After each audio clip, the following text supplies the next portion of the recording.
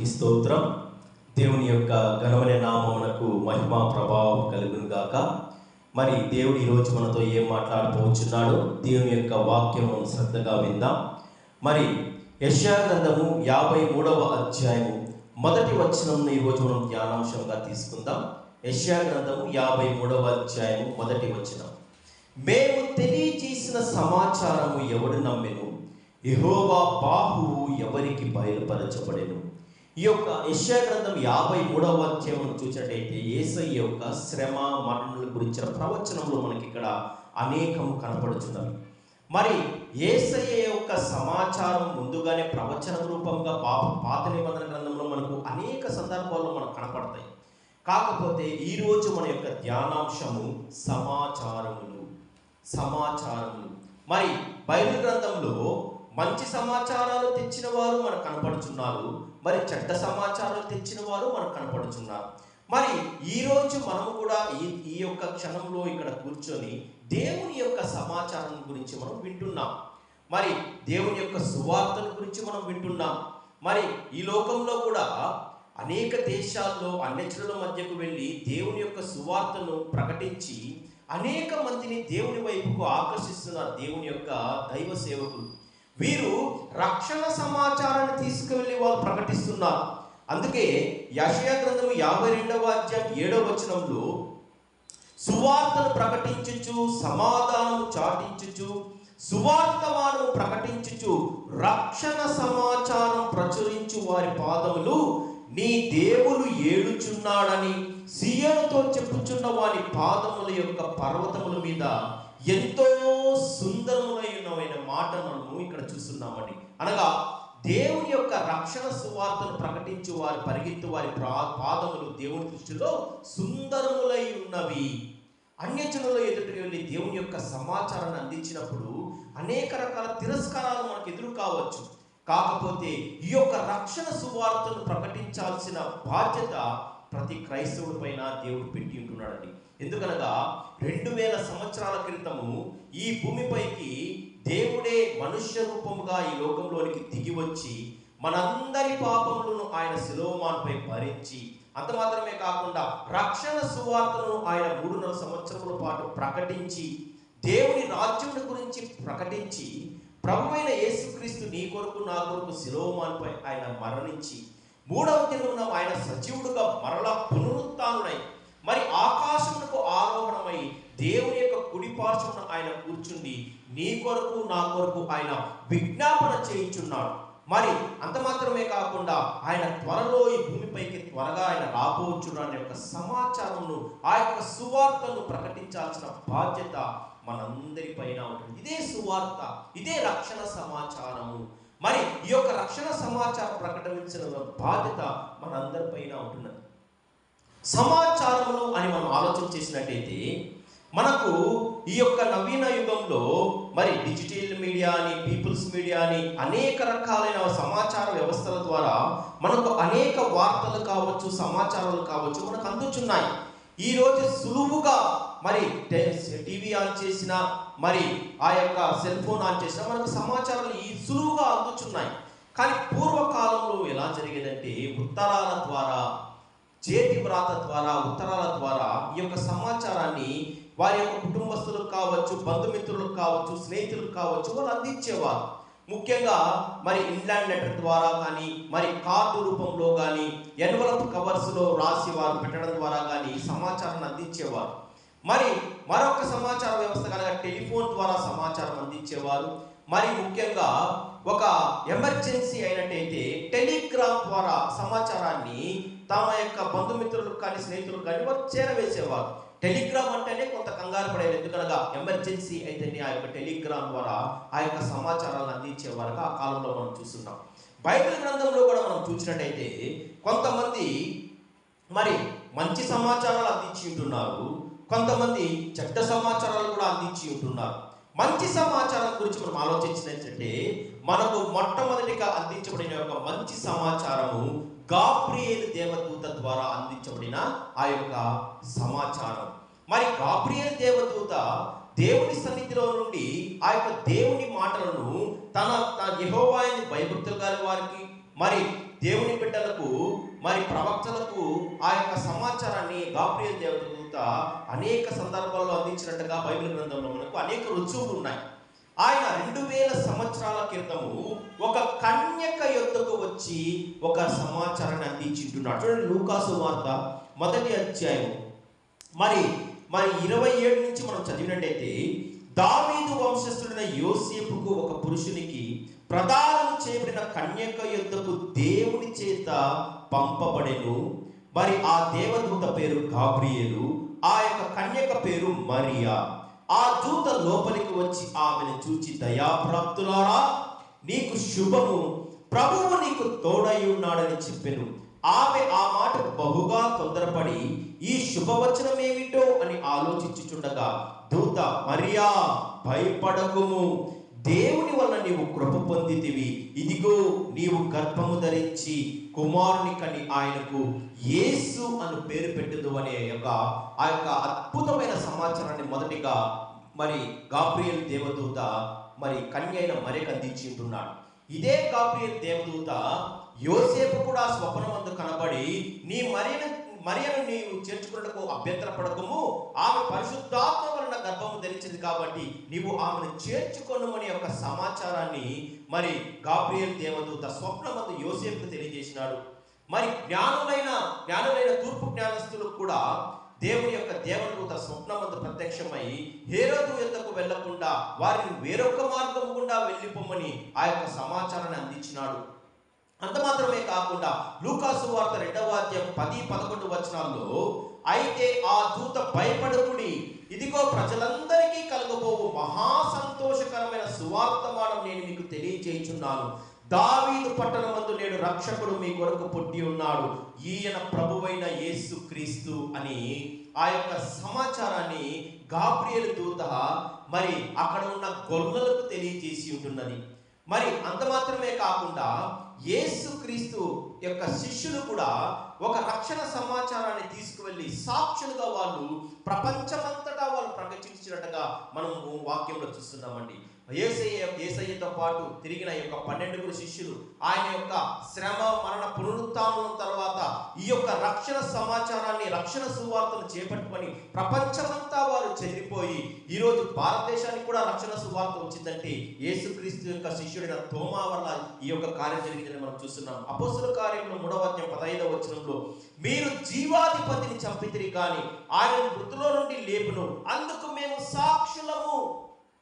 యేసయ్యను మీరు శిలోవానికి అప్పగించి ఆయన మీరు చంపినను దేవుడు అతను మృతుల్లో నుండి లేపినాడు, ఆయన పునరుత్థానంలో మాకు సజీవుడిగా మేము చూచి ఉంటున్నాము, ఆయన మరణాన్ని జయించి ఉంటున్నాడు అనే యొక్క రక్షణ సువార్తకు సాక్షులుగా ఈ యొక్క 12 శిష్యులు కూడా ప్రపంచమంతటా వెళ్ళి యొక్క రక్షణ సమాచారాన్ని వాళ్ళు ప్రకటించి ఉంటున్నారు. అంత మాత్రమే కాకుండా వారిని గద్దించిన, భయపెట్టిన, వారిని ఇబ్బంది పెట్టిన, కొట్టిన, చంపిన, హతసాక్షులుగా మారిపోయినా కానీ ఇదే రక్షణ మార్గము ఆయన వల్ల మాత్రమే రక్షణ కలుగుతుంది యొక్క రక్షణ సమాచారాన్ని వారు భయపడకుండా ప్రపంచమంతటా వారు వెదజల్లారండి.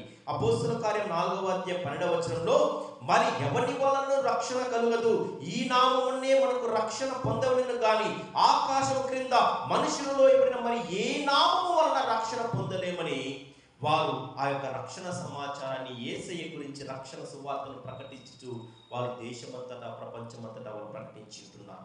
ఇది అత్యద్భుతమైన మంచి సమాచారం. అయితే బైబిల్ గ్రంథంలో కొన్ని చెడ్డ సమాచారాలు కూడా ఉంటున్నాయి, చాలా ఉన్నాయి. కానీ మనం ఎక్కువ చెప్పుకోవడం సమయం లేదు కాబట్టి మీకు 2 మాత్రం నేను చూపిస్తాను. మొదటి చెడ్డ సమాచారము, మొదటి సమూయేలు గ్రంథం 4వ అధ్యాయం 17-18 వచనాల్లో, అందుకు అతడు ఇశ్రాయేలును ఫిలిష్తీయుల ముందర నిలవలేక పారిపోయి జనులలో అనేకులు హతులైరి, హోప్ని, ఫినెహాసు అని నీ కుమారులు మృతులైరి, మరియు దేవుని మందసము పట్టబడెను అని చెప్పెను. దేవుని మందసము అను మాట పలుకుగానే ఏలీ ద్వారం దగ్గర ఉన్న పీఠం మీద నుండి వెనకకు పడి మెడ విరిగి చనిపోయినట్టుగా మనం చూస్తున్నామండి. ఏలీ అనే ప్రవక్తకు 2 కుమారులు, వారు హోప్ని, ఫినెహాసులు. ఏలీ దేవుని యందు యెహోవా యందు భయభక్తులు కలిగి ఒక అద్భుతమైన ప్రవక్తగా ఉంటున్నాడు. అతని కుమారులైతే దారి తప్పి దుష్టులుగాను దేవుని దృష్టిలో మరి పనికి మాలిన వారిగాను వారు ఉంటున్నారు. ఫిలిష్తీయులు ఇశ్రాయేలు మీద యుద్ధానికి వచ్చినప్పుడు ఫిలిష్తీయులు ఇశ్రాయేలు పైన విజయం సాధించి దేవుని మందసం పట్టబడి మరి హోఫ్ని ఫినెహాసులు చనిపోయిన యొక్క సమాచారాన్ని ఆ యొక్క దండులో నుంచి ఒకడు తీసుకుని వచ్చి మరి ఏలీ గారికి తెలియజేసిన వెంటనే దేవుని మందసం పట్టబడిన మాట విన్న వెంటనే ఏలీ గారు వెనుకకు పడి ఆయన మెడ విరిగి చనిపోయినాడు. మరి హోఫ్ని గారి యొక్క భార్య అయిన గర్భవతిగా ఉన్నది. ఆమె కూడా దేవుని మందసం పట్టబడిన తన పురుషుడు చనిపోయిన మాట వినగానే ఆమె బిడ్డను కానీ అయ్యో ఇశ్రాయేలు నుంచి ప్రభావం వెళ్ళిపోయినని అతనికి ఈకాబోదు అని పేరు పెట్టినట్లుగా మనం వాక్యంలో చూస్తున్నామండి. అంత మాత్రమే కాకుండా మరి అబ్షాలోము గురించిన మరణ యొక్క ఆ యొక్క చట్ట సమాచారం, అతను చనిపోయినారనే యొక్క సమాచారం విన్న వెంటనే దావీదు కూడా అతడు ఏడ్చినట్టుగా కూడా మనకు 2 సమూయేలు గ్రంథంలో కనపడతాయి. అలాగే ఇలాగ మనం చూసినట్టయితే బైబిల్ గ్రంథంలో కొన్ని చట్ట సమాచారాలు మనకు కనపడతాయి, మరి కొన్ని మంచి సమాచారాలు తీసిన వారి గురించి కూడా మనకు కనపడుతున్నాయి.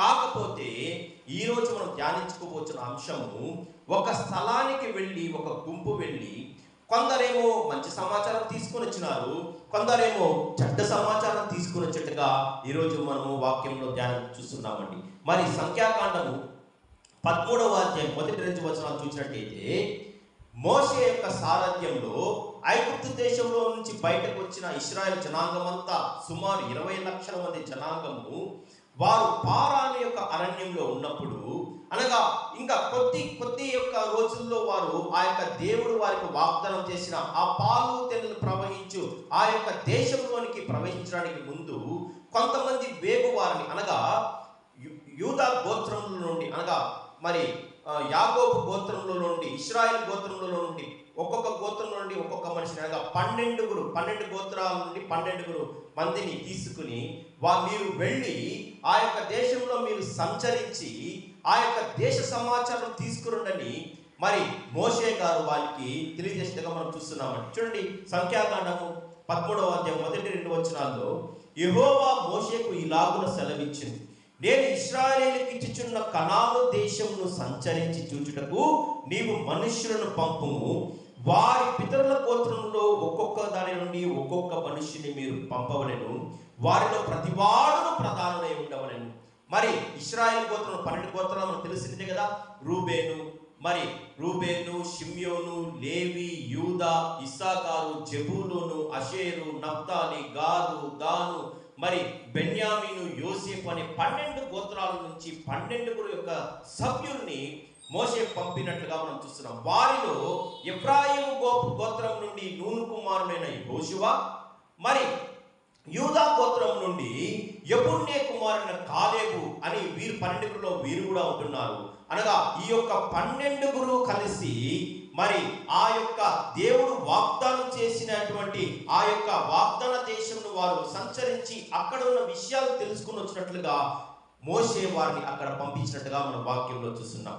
చూడండి, మీకు సంఖ్యాకాండము 13వ అధ్యాయం 17వ వచనం మనం చదివినట్లయితే, మోషే కనాను దేశమును సంచరించి చూచుటకు వారిని పంపినప్పుడు వారితో ఇట్లండి, మీరు ధైర్యము తెచ్చుకొని దాని దక్షిణ దిక్కున ప్రవేశించి ఆ కొండ ఎక్కి ఆ దేశం ఎట్టిదో, దానిలో నివసించే జనులు బలము గలదో బలము లేనిదో, కొంచెమైనదో విస్తారమైనదో, వారు నివసించే భూమి ఎట్టిదో అది మంచిదో చెడ్డదో, వారు నివసించే పట్టణములు ఎట్టివో, వారు గుడారంలో నివసించుదురు కోటలలో నివసించుదురు, ఆ భూమి సారమైనదో నిస్సారమైనదో, దానిలో చెట్లున్నవో లేవో అని కనిపెట్టవలెను.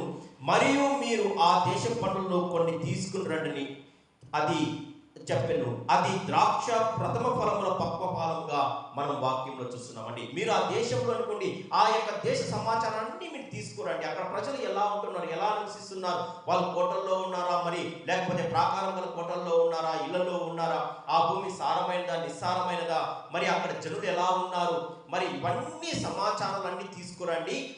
ఆ దేశపు పండ్లలో కొన్నిటి మీరు తీసుకుని రండి అని మోషే వారికి ఆజ్ఞాపించి వారిని పంపించినప్పుడు వారు ఆ ప్రాంతంలో 40 రోజుల పాటు సంచరించారండి.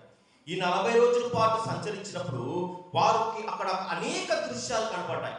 కొన్ని చాలా అద్భుతమైన దృశ్యాలు కనపడ్డాయి. మరి వారిని కొన్ని భయపడే దృశ్యాలు కూడా వారికి కనపడినట్టుగా మనం వాక్యంలో చూస్తున్నాం. చూడండి, వారు వెళ్ళినప్పుడు 22వ వచనంలో వారు దక్షిణ దిక్కున ప్రయాణం చేసి హెబ్రోనుకు వచ్చి అక్కడ వారికి అనాకీయులు కనబడ్డారట. ఈ యొక్క అనాకీయులు ఉన్నత దేవుడు, నెఫీలీల వంశస్థులు వీరు. అనాకీయులు అనగా ఉన్నత దేవుడు. మనకు ఆ మొదటి సమూయేలు 17వ అధ్యాయంలో కనబడే యొక్క గొల్యాతు కూడా ఈ యొక్క అనాకీయ వాడే అనుకుంటా. ఎందుకనగా అతడు గొల్యాతు కూడా 6 జనుల 3 అంగుళాలుగా సుమారు 10 అడుగుల ఎత్తుగలవాడు. మరి అంతటి భారీ కాయం గలవారు అక్కడ వారు కనబడ్డారు. వారి దృష్టికి వీరు మిడతల వలె కనపడ్డారంట. మరి అలాంటి సమాచారం వాళ్ళు తెలుసుకున్నారు. ఆ దేశపు యొక్క పంటను గురించి వాళ్ళు ఆలోచన చేసినప్పుడు కొన్ని అత్యద్భుతమైన దృశ్యాలకు వాళ్ళు చూసినారు.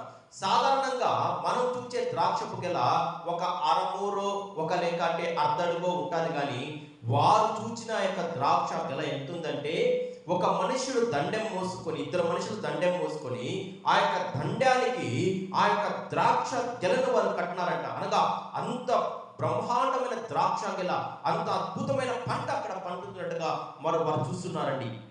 మరి అందుకే ఇశ్రాయేలు అక్కడ కోసిన ద్రాక్ష గెలను బట్టి ఆ స్థలంకు ఎష్కోలు లోయ అని పేరు పెట్టినారట. ఎష్కోలు అనే మాటకు ద్రాక్ష గెల అని అర్థం. అంత అద్భుతమైన బ్రహ్మాండమైన భారీ ద్రాక్ష గెలలు వాళ్ళు చూచినారు.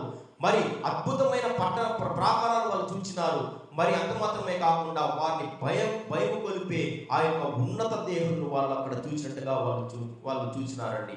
వారు ఆ యొక్క 40 రోజుల పాటు ఆ యొక్క 12 ఆ యొక్క 40 రోజుల పాటు సంచరించి ఆ యొక్క దేశ సమాచారం తీసుకొని మరలా పారాని అరణ్యంలో ఉన్నటువంటి మోషే దగ్గరకు వారు వచ్చినప్పుడు వారు ఆ యొక్క సమాచారాన్ని మొదటగా తెలియజేస్తున్నారు. అందులో మొదటి 10 మంది ఈ యొక్క సమాచారాన్ని తెలియజేస్తున్నారు. సంఖ్యాకాండము 13వ అధ్యాయం 27 నుంచి మనం చూసినట్టయితే, వారు అతనికి తెలియపరిచినది ఏమనగా, నీవు మమ్మను పంపిన దేశములకు వెళ్ళితిమి, అది పాలు తేనెలు ప్రవహించు దేశమే, దాని పండ్లు ఇవి. అయితే ఆ దేశంలో నివసించు జనులు బలవంతులు, వారి పట్టణములు ప్రాకారము గలవి, అవి మిక్కిలి గొప్పవి. మరియు అక్కడ అనాకీయులను చూచితిమి, అమాలేకీయులు దక్షిణ దేశంలో నివసించుచున్నారు, హిత్తీయులు, యోబుసీయులు, అమోరీయులు కొండ దేశంలో నివసించుచున్నారు, కనానీయులు సముద్రం యొద్దకు యోర్దాను నదీ ప్రాంతంలో నివసించుచున్నారని చెప్పినారు. మొదటి 10 మంది ఈ యొక్క చట్ట సమాచారం అందిస్తున్నారు. ఆ దేశము పాలు తేనెలు ప్రవేశించే దేశమే, అక్కడ ప్రాకారములు, గొప్ప ప్రాకారములు, గొప్ప గొప్ప పట్టణాలు మేము చూచినాము, అక్కడ పంట కూడా అత్యద్భుతంగా ఉంటున్నది, అది పాలు తేనెలు ప్రవహించే దేశమే. కానీ అక్కడ మేము అమాలేకీయులను చూచినాము, అక్కడ మేము అనాకీయులను చూచినాము, అక్కడ మేము కనానీయులను చూచినాము, అక్కడ మేము యోబుసీయులను చూచినాము, అమోరీయులను చూచినాము. వీరందరూ కూడా చాలా బలిష్టమైన జనులు. ముఖ్యంగా అనాకీయులను మేము చూచినాము, వీరు అత్యంత బలిష్టమైన జనులుగా ఉంటున్నాము, వారి దృష్టికి మేము మిడతల వలె ఉంటున్నామని సమాచారం అందిస్తున్న వెంటనే కాలేబు గారు వెంటనే కలుగు చేసుకొని మోషేతో ఈ యొక్క విశ్వాసపూరితమైన మాట మాట్లాడుతున్నాడు. చూడండి, సంఖ్యాకాండము 13వ అధ్యాయం 30వ వచనంలో, కాలేబు మోషే ఎదుట జనులను నిమ్మళపరచి, మనము నిశ్చయముగా వెళ్ళుదము, దానిని స్వాధీనపరచుకుందుము, దాన్ని జయించుటకు మనకు శక్తి చాలును. అయితే అతనితో కూడా పోయిన మనుషులు, ఆ జనులు మనకంటే బలవంతులు, మనం వారి మీదకి పోజాలి. ఒకరేమో మంచి సమాచారము, ఒకరేమో కొంతమంది చెడ్డ సమాచారం అందిస్తున్నారు. కానీ కాలేబు మరియు యెహోషువలు తప్పకుండా మన దేవుడు మనకు వారిపైన విజయాన్ని అందిస్తాడనేసి, మనం వాటిని స్వాధీనపరుచుకుంటామనేసి ఆ యొక్క మంచి సమాచారం విశ్వాసంతో వారు తెలియజేస్తున్నా కానీ మరలా వాళ్ళు కలుగు చేసుకుని, అయితే అతనితో కూడా పోయిన మనుషులు ఆ జనుల కంటే మనకంటే బలవంతులు, మనం వారి మీద భోజాలము, మరియు వారు తాము సంచరించిన దేశంలో గురించి ఇశ్రాయేలుతో చెడ్డ సమాచారము చెప్పి, మేము సంచరించి చూచిన దేశము తన నివాసులు భక్షించు దేశము, అందులో మాకు కనబడిన జనులందరూ ఉన్నత దేవుళ్ళు, అక్కడ నెఫీలీయులు సంబంధులైన అనాకు వంశపు అనాకీయులను మేము చూచితిమి అనే మాటను వాళ్ళు పదే అక్కడ మనం భోజాలము, వాళ్ళు అక్కడ వెళ్ళినట్టయితే మనల్ని వాళ్ళు పట్టుకొని చంపేస్తారు అని వారి యొక్క చెడ్డ సమాచారాన్ని మిగతా 10 మంది అక్కడ అందించేట్టుగా చూస్తున్నామని. ఈ యొక్క సమాచారం విన్న వెంటనే ఇశ్రాయేలు అందరూ కూడి ఆ రాత్రంతా ఎలుగెత్తి ఏడ్చారంట. మరి మోషే అహరోనుల పైన వాళ్ళు సనుక్కుంటున్నారు. మోషే అహరోనుల పైన ఇశ్రాయేలు జనాంగము ఐగుప్తులో నుంచి బయటకు వచ్చినప్పటి నుంచి సనుక్కుంటున్నారు. వారికి ఆహారం లేకపోతే సనుక్కున్నారు, నీరు లేకపోయినా సనుక్కున్నారు. మరి మాంసం లేకపోయినా చదువుకున్నారు. మరి ఇలా వాళ్ళు చదువుకుంటూనే వస్తున్నారు. దేవుని పైన వారు విరోధంగా మాట్లాడుతూనే ఉన్నారు. అందుకనే ఇశ్రాయేల్ గురించి దేవుడు రాసిచ్చిన మాట, వీరు లోబడని ప్రజలు, వీరు అవిధేయులని బైబిల్ గ్రంథంలో ఇశ్రాయేల్ గురించి రాయబడి ఉంటున్నదండి. మనమైతే దేవుని పైన విశ్వాసం కలిగి దేవుని బిడ్డలుగా ఉండడానికి మనం ప్రయత్నం చేయాలి. మరి ఆ యొక్క సర్వ సమాజం వాళ్ళు ఎలుగెత్తి ఏడ్చి, మేము ఎందుకు ఈ ఐగుప్తు దేశం నుంచి మరలా వచ్చినాం, బయట మాకు అక్కడ సమాధులు లేవని ఇక్కడ తీసుకొని వచ్చి మమ్మల్ని సమాధి చేస్తారా? ఇదిగో మేము ఒక నాయకుడిని నియమించుకొని మరలా మేము ఐగుప్తు దేశంకి వెళ్ళిపోతామని వారు అక్కడ ఉన్న ఇశ్రాయేల్ జనమంతా కూడా వాళ్ళు ఏడ్చినప్పుడు మోషే అహరోనులు వారికి సాగిలిపడినట్టుగా మన వాక్యంలో చూడండి. సంఖ్యాకాండం 14వ అధ్యాయం 5వ వచనంలో మోషే అహరోనులు ఇశ్రాయేలుల సర్వ సమాజం ఎదుట సాగిలపడిరి. అప్పుడు దేశమును సంచరించి చూచిన వారిలో ఉండిన నూను కుమారుడకు యెహోషువాయు, యెఫున్నె కుమారుడకు కాలేబును బట్టలు చించుకొని ఇశ్రాయేలు సర్వ సమాజంతో, మేము సంచరించి చూచిన దేశము మిక్కిలి మంచి దేశము, యెహోవా మన యందు ఆనందించినలా ఆ దేశంలో మనల్ని చేర్చి దాన్ని మనకు ఇచ్చును, అది పాలు తేనెలు ప్రవహించు దేశము. మీరు భయపడద్దండి, మేము సంచరించి చూసిన దేశము మిక్కిలి మంచి దేశము, యెహోవా మన యందు ఆనందించినలా తప్పకుండా ఆ దేశం మనకు అతడు ఆయన స్వాధీనపరుస్తాడు. మీరు భయపడకండి, దేవుడిపై నమ్మకం ఉంచుడని ఆయన ఎంత వారు ప్రాధేయపడినా కానీ వీరు నిత్యము తిరుగుబాటు చేయి ప్రజలు వారు మరలా దేవుని పైన సనిగినట్టుగా ఎలుగెత్తి ఏడ్చినట్టుగా మనం వాక్యంలో చూస్తున్నామండి.